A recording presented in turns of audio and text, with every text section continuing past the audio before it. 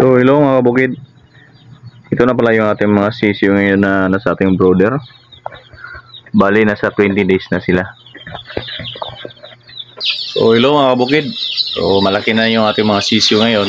So bali ito yung ating mga sisiyo sa napinapisa natin nung katapusan ng buwan ng February.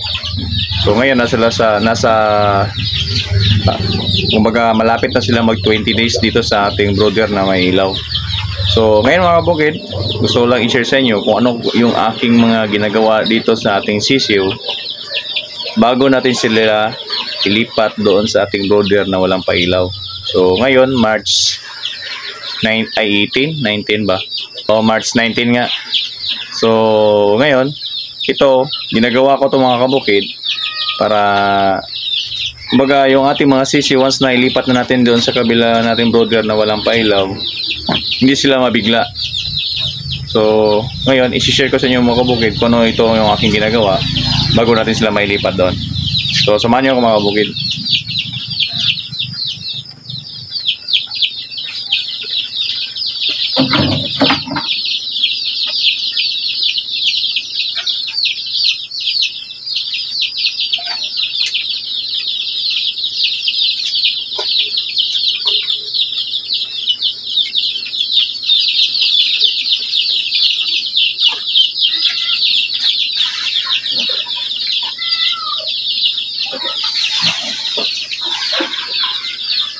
So, ganun lang yung ginagawa ko mga kabukid.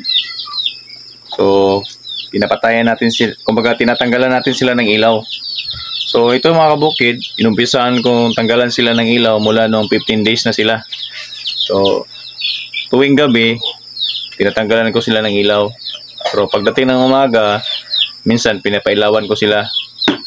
Kasi minsan malamig kasi pag, kumbaga sa unang araw, no, kumbaga kunwari gabi ng ka-15 days nila gabi, so patayan natin, tanggalan natin ng ilaw.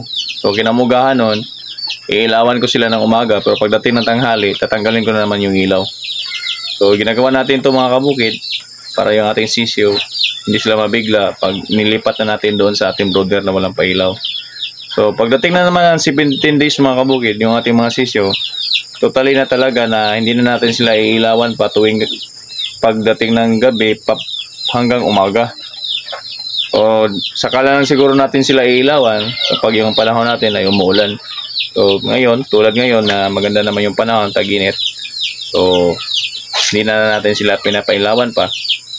So para yung ating mga sisiyo once na nandun na sa kabila, okay na okay sila. So hindi sila may stress. So kumbali yung kanilang paglaki ay tuloy-tuloy, hindi maantala. So yun lang mga kabukid, yun lang ang ma-share ko sa inyo mga kabukid sa pag-aalaga ng mga sisiyo. So bali ngayon, nasa 19 days na sila, so bukas 20 days. So baka bukas siguro ililipat na natin sila sa kanilang brooder na walang pailaw. Kaya hanggang dito na lang mga kabukid, see you in my next video. Happy farming sa inyong lahat, maraming salamat sa lahat na nanood ng aking mga video, nag-subscribe at palaging nagre-react. So patuloy tayo sa buhay mga kabukid, happy farming. Bye bye mga kabukid.